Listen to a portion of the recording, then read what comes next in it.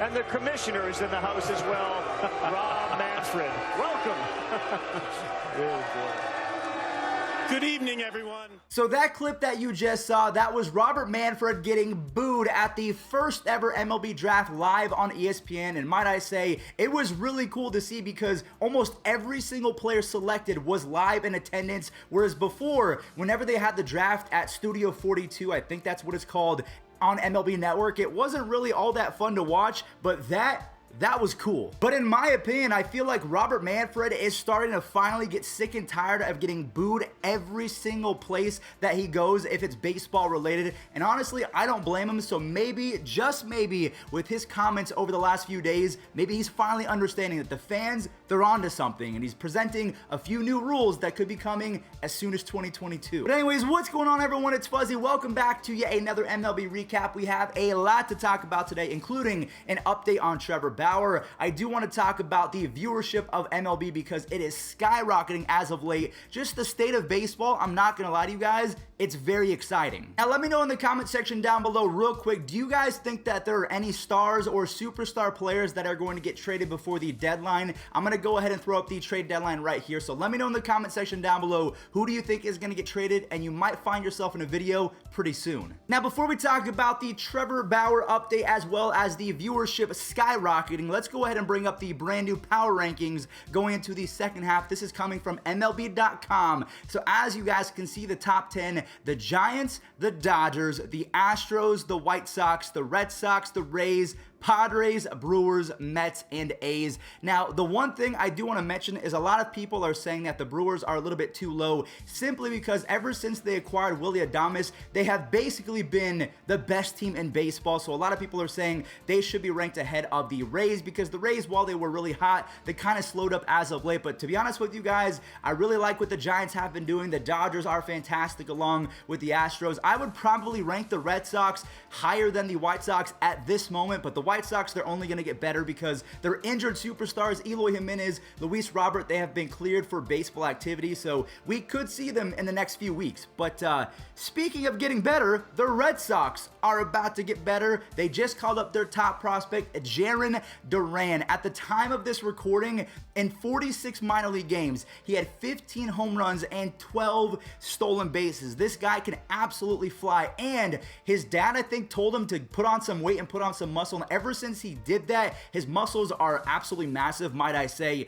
He's able to hit home runs now as well on a consistent basis. So that's why I say the Red Sox should be ranked a little bit higher. I would replace, I'd say the White Sox at number 5 and the Red Sox at number 4. And another reason why I'm saying that is because Chris Sale, he has been throwing. Today, as I'm recording this video, he is pitching live to hitters. I think he's throwing 2 innings, and honestly, they look good. So along with letting me know which stars or superstars you think are going to get traded at the deadline, let me know in the comment section down below, what do you make of these power rankings? And also, update your World Series predictions. Do you think it's still going to be the Yankees versus the Dodgers?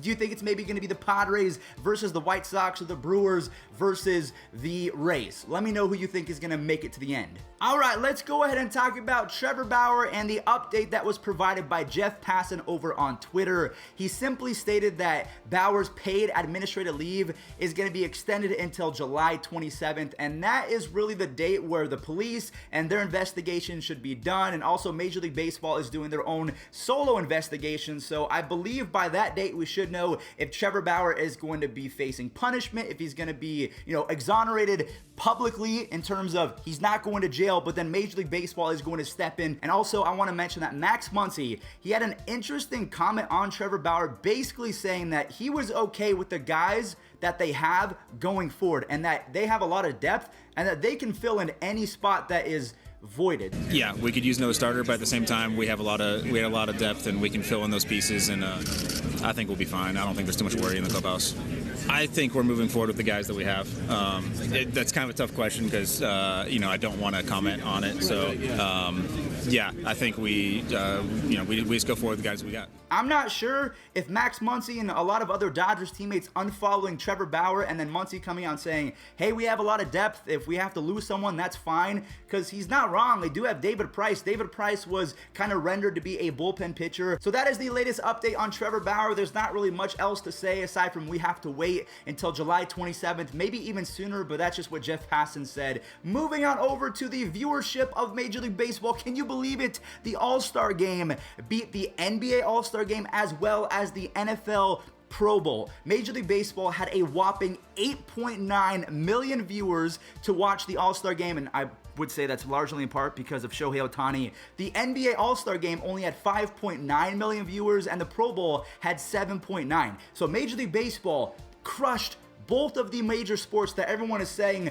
we're not able to keep up with them and Major League Baseball is not a real sport. Let me just say right now, you might not think it's a real sport, but those are some very real numbers. And again, I would say it's in large part because Shohei Ohtani is so transcendent. He was starting the game just the day after being in the home run derby, and then he was the leadoff hitter. Everyone was tuning in. Fernando Tatis was doing his thing. Vladimir Guerrero Jr. won MVP. I mean, honestly, in terms of viewership and growing the game, we could have not had a more perfect weekend, and I was there to witness it live. It was so much fun. Baseball is on the come up finally, and I think Robert Manfred, he's starting to realize that and that he needs to stop himself from ruining the game. He came out recently and said that a few things are going to change in 2022, and an interesting comment that I found was that he wanted to ban/limit the shift. So we all know that Joey Gallo, anytime that he's up to hit, there's 4 different infielders on the right side of the diamond because most likely he's going to pull it and it is going to be an easy out. Well, Robert Manfred wants to take it all the way back to when he was 12 years old and everyone is playing their own position. He wants to limit the shift to have 2 guys on the left side of second base and 2 guys on the right. So you can still move around and shift a little bit, but you can't have 4 infielders on the right side. I absolutely love that. A lot of people have been saying, well, limiting the shift is like telling NFL teams not to blitz. Completely different. That is not the same, and I'm going to leave it at that. Moving on over to a few other rule changes that are coming as soon as next year. Robert Manfred is going to be putting an end to the 7-inning doubleheaders, even though Francisco Lindor said that he was up for it because he does not like playing 2 back-to-back 9-inning games because it's taxing. But then again, we've always played doubleheaders and we've always played 9 innings, so I think that we should go back to that in my opinion because it kind of takes away, no-hitters and, milestone moments for a lot of players. So yes, let's go back to 9-inning games. He also said they will be removing the runner on second rule in extra innings. Thank you, baby Jesus. I would say it was about 80% in favor of removing it. The other 20% were saying, you know what, it's brand new. I like it. It adds more excitement to the game. So let me know in the comment section down below. Do you like the runner on second rule for extra innings? Or maybe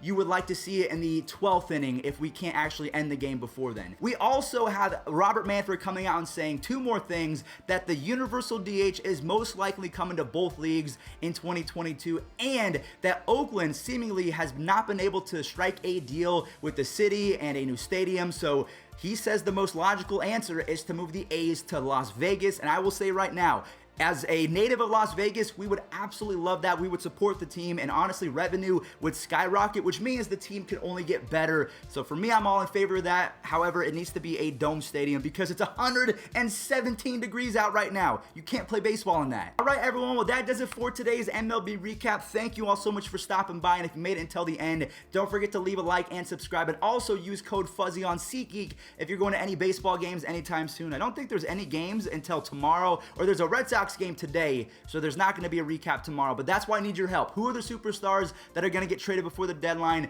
Thanks for watching, stay safe, and enjoy this day in MLB history. And he corks a base hit into center. Bellinger unloads on a ball.